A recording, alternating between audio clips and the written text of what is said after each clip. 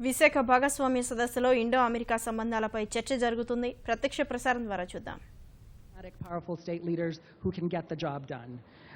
And to that end, I think energy, which we haven't done a good job of communicating that either in India or in the United States, but the United States and India have one of the most extensive cooperation on energy of any two countries on the planet. And it really is a partnership. And the flagship program, of course, is called the Partnership to Advance Clean Energy, and that involves a variety of cleaner fossil energies in it. But, you know, it's a multi-billion-dollar partnership, and I can speak from experience knowing that, you know, there is money coming in from both sides. There's a really unique joint IPR sharing agreement in the Partnership to Advance Clean Energy Research that's driving innovations, not just in solar energy, but in buildings and energy efficiency and smart technologies, but is also now pushing forward on storage and smart grids, which are really the future, both for the energy system here in India, but also in the energy system in the United States. So I think sustaining partnerships for innovation as the two countries move forward will be critical. And as we've seen, you know, with the confirmation hearings, that I think the signs that the Department of Energy will continue some of these programs are there, and hopefully that will happen.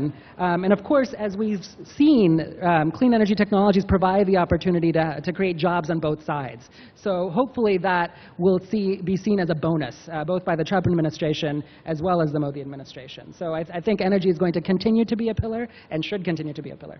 Thank you. Thank you, Karthikeya. Now, I just wanted to go back to the three panelists to conduct this discussion between ourselves. You know, you suggested Mr. Trump is a businessman, so he's asking every country, what's in it for me? That is not just about you, but what is in it for me?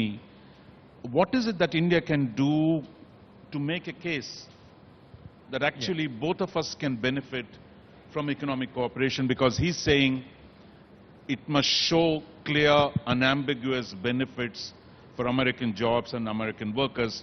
While we've been talking about Make in India, he's saying Make in America. So how do you reconcile the competing interests at this point of time? Thank you, Raj, for that question. There are two perspectives that I have, or two different ways in which I want to answer that question. The first one is in respect to the IT industry itself. In my opening remarks, I mentioned all about how Indian companies have helped American companies in terms of creating more jobs, creating more amount for wealth for themselves and wealth for others. Given that, you know, we pay $20 billion of taxes, certainly meant that, you know, socially also we have been in a position to do that. But I think the key driver moving forward is not what you have done in the past. What Mr. Trump is asking for is what are you likely to do in the future. So as an industry, since I also represent the industry body at this point of time, what we are trying to put together at this juncture is how many more jobs can we create in United States? Because he says create more jobs here, hire American. We are also, I think, have business models by which we are saying we could probably hire more Americans too. So I think one thing is clear in the world is that certainly there is certain amount of protectionism that is coming in for various different reasons, including, I think, one argument that goes on which says the benefits have not accrued to many other sections of the society. You stroke those societies which have not reached those benefits, they can always revolt and probably get a new political establishment. So since that is the flavor of the season at this point of time, given whatever constructs you have in front of you, you should still find a solution. And the solution that we believe in terms of industry at this point of time is two-pronged. One is making sure that we will create more amount of jobs locally, and the second one is make sure that we create new business models which will probably be still attractive. The second question, Make in India versus America first, is there a dichotomy between them? I think not necessarily true, because what we see is that with these new technologies, the amount of effort that's required in terms of making them work. I can talk about technologies, but those technologies are not just going to be open CSAM and they would work for you. If you want to create, say, a learning platform using virtual reality as the a base, amount of work that's required for creating the content as well as the programming is enormous. And so therefore, I think some of these cannot be done in US. So therefore, they will complement each other, Make in India as well as America first. Second thing, I think a point you made was the US is still the most dynamic, innovative economy. All the new ideas in terms of whether it is iPhone or whether it is artificial intelligence today, or when all these are coming from the United States. So, and while in India, some of our most advanced sectors like yours are deeply connected to the Americans. So given the current situation, how do we build on that foundation? In the knowledge economy sector, how do we create a framework for more cooperation in the next 4 years? I think the way in which we're trying to address that issue is right now there is enormous amount of need for Americans and American companies also to be in India. Kartikeya mentioned about, or Lisa mentioned about it, a number of initiatives that are going on. Whether you call it as Digital India, Startup India, Smart Cities, Skill India, many of these. So there are opportunities which are there for US companies to come here. Or look at yet another factor, which is the amount of defense spend India has today. So if you can now make sure that they would have an incentive to be in India, participate in these programs, then I think they will give us enough room in making sure that we can also be back in US.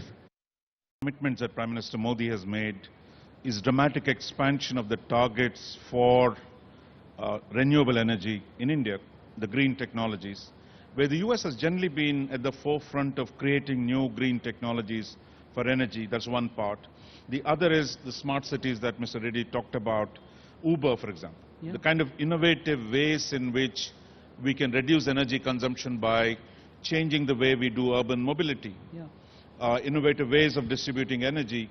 So is there something there we can build with the Americans in the coming years? Yeah, and I think you're referring to the circular economy and the sharing economy, and I think that's where you can really create jobs on both sides. Those are not jobs that are necessarily just going to leave one country and go to the next. And whether those innovations are born here or in the United States, through greater collaboration, through, say, the innovation dialogue or the energy dialogue, or any number of those dialogues where there's sustained high-level engagement at a government level, we can ensure that that job growth and the push towards greater efficiency and sustainability, climate or not, can continue to be sustained.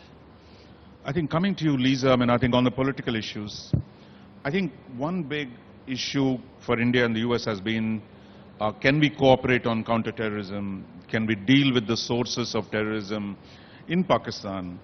While the US has now today does a lot more cooperation with India, there's always disappointment in India that the US has not done enough.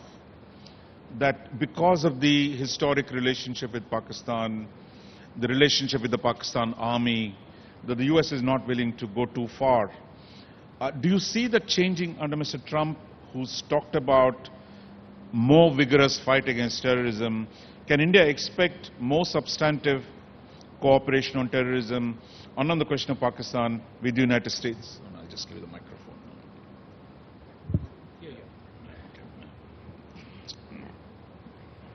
Certainly, I would expect that U.S.-India counterterrorism cooperation would increase under a Trump administration. This is clearly a #1 priority, and there are, so many areas where the two sides can cooperate, whether it be sharing intelligence, technologies aimed at protecting each homeland, and this has been happening, but I would expect there to be more breakthroughs, more technology sharing, more trust, more confidence that would lead to greater information sharing. I think that, because of the priority of tackling the terrorism issue, there will be no way to avoid the very dangerous terrorist haven that we find in Pakistan. And of course, India being Pakistan's neighbor,